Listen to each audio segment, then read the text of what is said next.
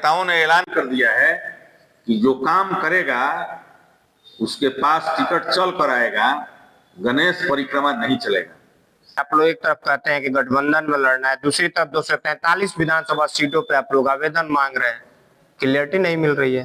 मैं 1978 ईस्वी से टिकट मांग रहा हूं। चुनाव लड़ने के लिए मैं 1978 ईस्वी से प्रयासरत हूं। 47 साल हो गए और आज तक मुझे मौका मिला नहीं।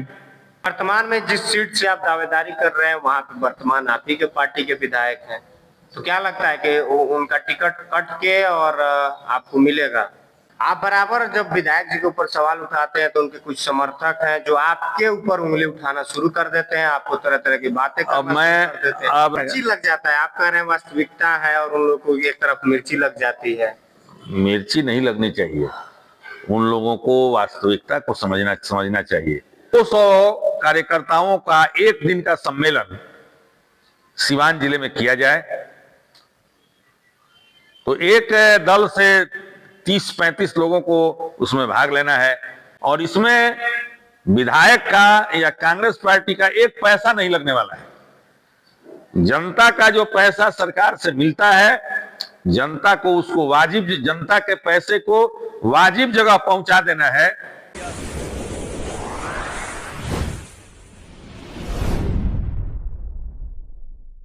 नमस्कार।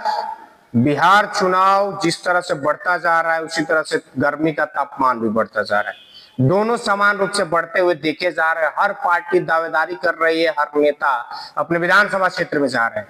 इसी संदर्भ में आज हमारे साथ अपने आप को महाराजगंज से भावी विधानसभा विधायक के प्रत्याशी कहने वाले और हर जगह चर्चा करने वाले डॉक्टर विधुशेखर पांडे हमारे साथ हैं।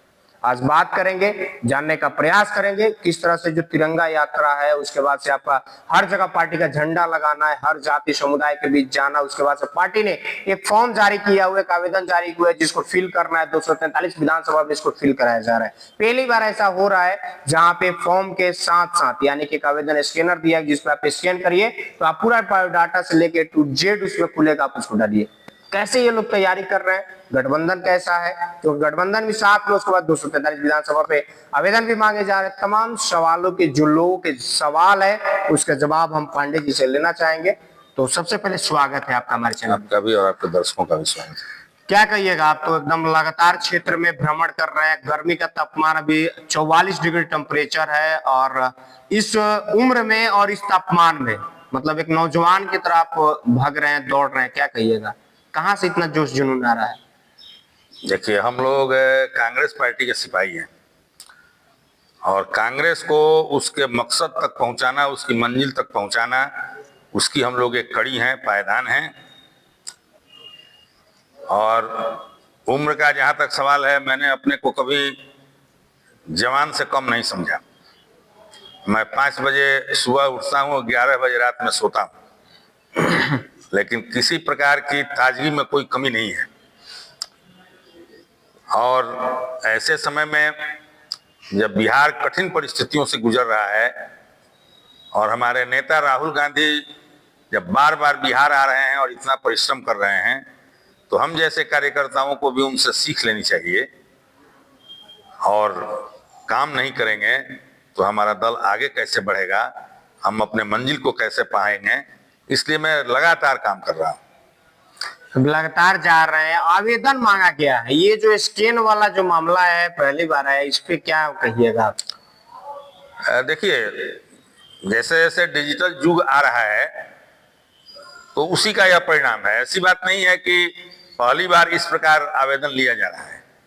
पहले भी सभी जिलों में, चाहे पार्टी जितनी सीट पर लड़े, सभी जिलों के प्रभारी होते थे, जिलों में जाते थे और मैनुअली फॉर्म भर करके लोग देते थे। लेकिन उसमें व्यक्ति स्वाभाविक रूप से कभी कभी पक्षपातपूर्ण काम करने लगता है। और अब चूंकि डिजिटल जमाना है और कांग्रेस पार्टी, हमारे खड़गे जी, राहुल गांधी जी, हमारे बिहार प्रभारी अल्लाह बरू जी, हमारे प्रभारी सचिव सुशील कुमार पासी जी, हमारे प्रदेश अध्यक्ष और हमारे जो स्क्रीनिंग कमेटी के लोग हैं, वे सब लोग पारदर्शिता रखना चाहते हैं, जिससे कोई भी कार्यकर्ता हतोत्साहित न हो और खुले मंच से हमारे नेताओं ने ऐलान कर दिया है कि जो काम करेगा उसके पास टिकट चल कर आएगा, गणेश परिक्रमा नहीं चलेगा। और जो फॉर्म भी मिला है उस फॉर्म में भी इस बात का स्पष्ट उल्लेख है कि आपने कितना काम किया है वही आपकी दावेदारी का मापदंड बनेगा।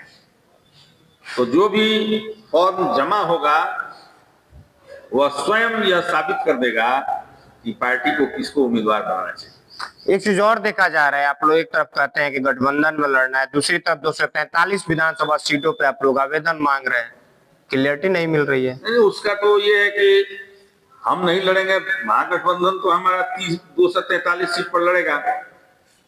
तो कांग्रेस पार्टी, कांग्रेस नेतृत्व अपने प्रखंड अध्यक्षों के अलावे, प्रखंड कांग्रेस कमेटी के कार्यकर्ताओं के अलावे वैसे नेता,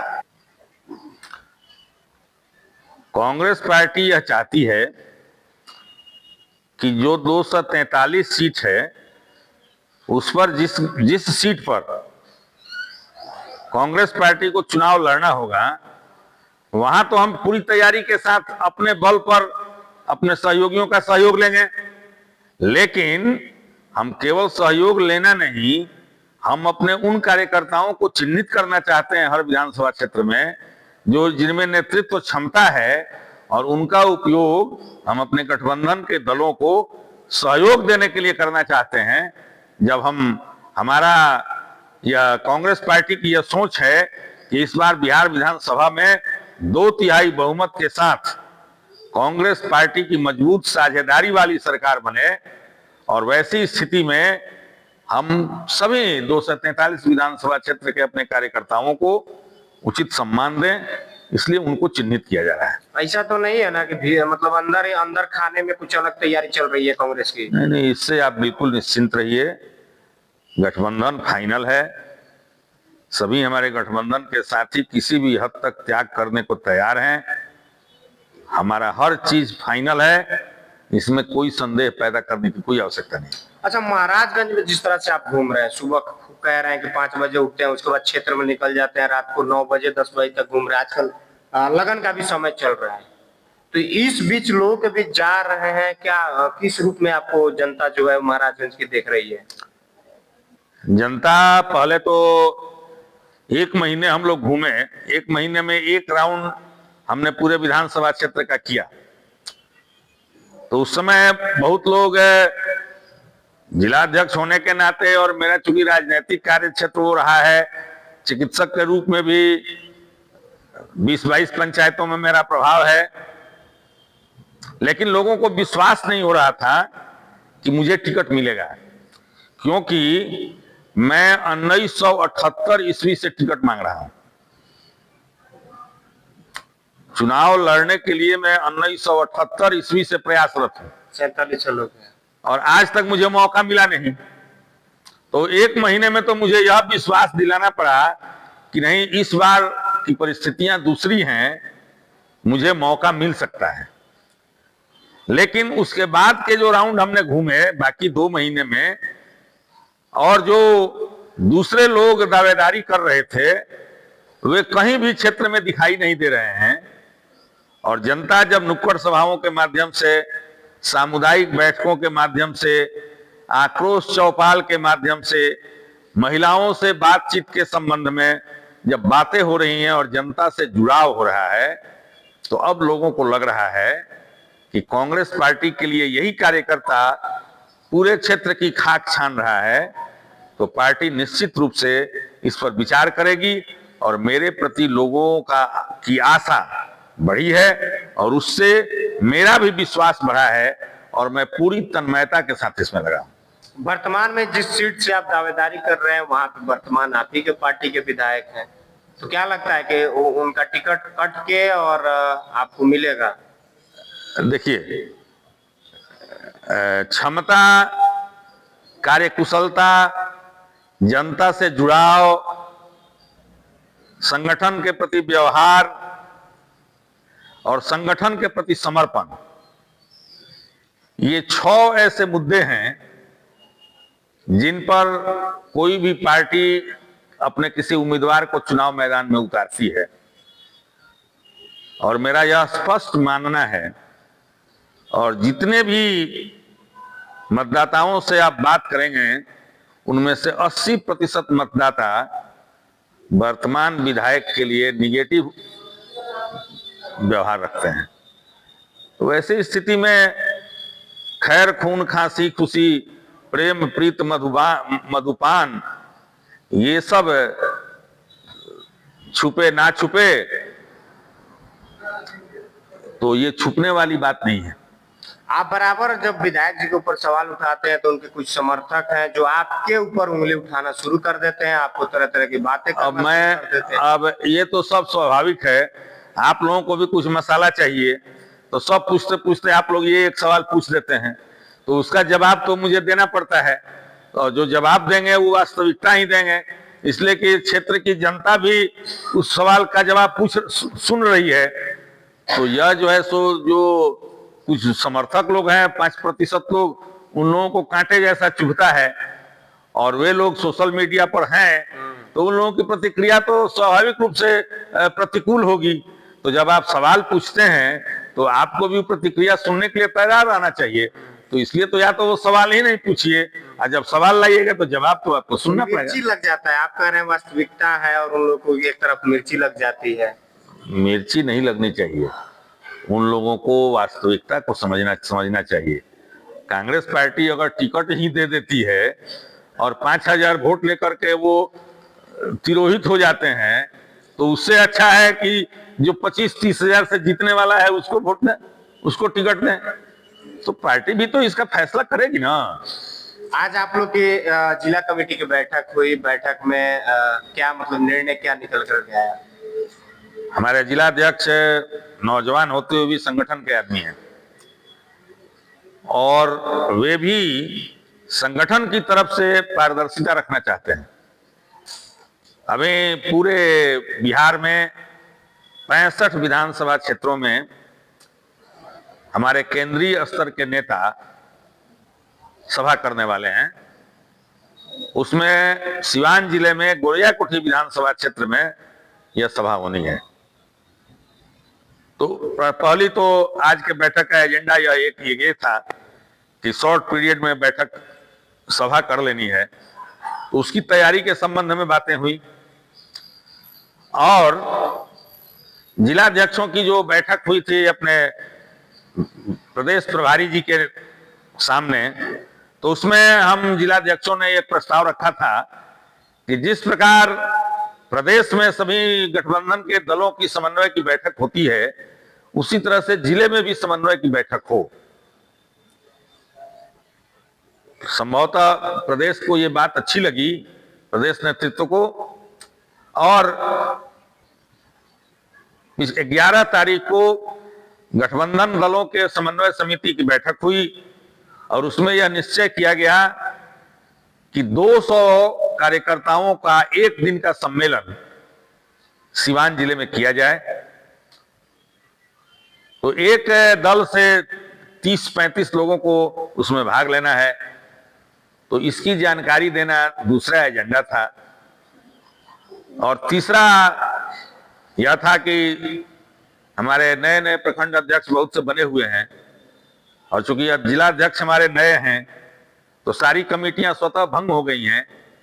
तो चाहते हैं कि 1 से 2 दिनों में प्रखंड अध्यक्ष प्रखंड की कमेटियां बनाकर दे दें, और जो हर घर झंडा और चौपाल का जो कार्यक्रम है उसमें गति लाई जाए, इसके लिए आज बैठक बुलाई गई थी। तैयारी भी जोरों पे है और आप लोग का आवेदन भी मांगा जा रहा है, साथ ही साथ आप विधानसभा की भी तैयारी कर रहे हैं। विधानसभा वासियों से क्या कहिएगा, जो आपकी महाराजगंज से खास तौर से जो जनता है?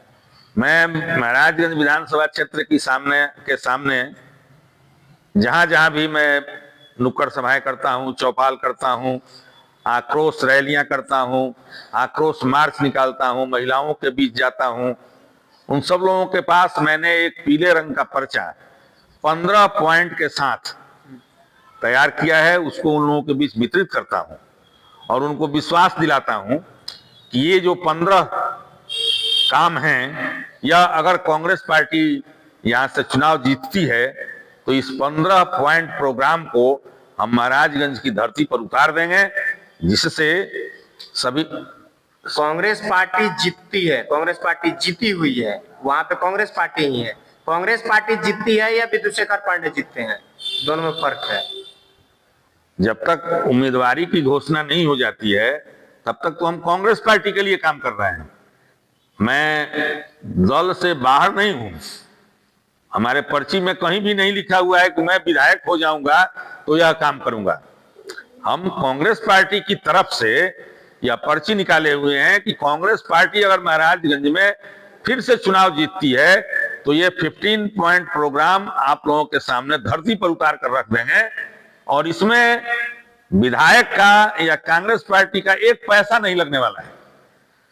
जनता का जो पैसा सरकार से मिलता है, जनता को उसको वाजिब, जनता के पैसे को वाजिब जगह पहुंचा देना है। जनता प्रसन्न हो जाएगी और जनता के बीच में खुशहाली आ जाएगी। तो सुना आपने डॉक्टर साहब का स्पष्ट रूप से कहना है कि जनता के बीच जा रहे हैं, जनता जो है इस बार बदलाव चाहती है, और किस तरह से बिहार की वर्तमान स्थिति है आज की जो है, यानी कि डबल इंजन की सरकार किस तरह से विकलांग हो चुकी है, और विकलांगता में ये सरकार चल रही है जिसके मुखिया जो है वो नपुंसक बन चुके हैं, उनसे कुछ हो नहीं रहा है, वो बड़बोले 2 उप मुख्यमंत्री है। तमाम लोग इन्होंने स्पष्ट रूप से अपनी प्रतिक्रिया दी और स्पष्ट रूप से बताया कि जो आवेदन है 243 पे मांगा जा रहा है, लेकिन लड़ेंगे हम लोग, जो सीट जो है आलाकमान तय करेगा, जो गठबंधन तय करेगा उतने सीटों पर लड़ेंगे। और खुद की दावेदारी बीते 4 महीनों से मैं खुद कवरेज इनका कर रहा हूं, तो मैं देख रहा हूं कि बीते 4 महीनों से लगातार ये चौपाल कर रहे हैं, आक्रोश मार्च कर रहे हैं, तमाम चीजें कर रहे हैं, और लोगों के बीच जा रहे हैं, अपनी जो पार्टी का एजेंडा है, जो वहां की जन समस्या उसको बता रहे हैं और उसको सुनने का भी काम कर रहे हैं। तो चलिए, आने वाला समय जो चुनाव है वो तय करेगा कि डॉक्टर विधुशेखर पांडे वहां से उम्मीदवार बनते हैं या अन्य कोई बनता है, ये तो आने वाला समय करेगा। लेकिन फिलहाल ये मजबूती के साथ वहां पे दावेदारी कर रहे हैं।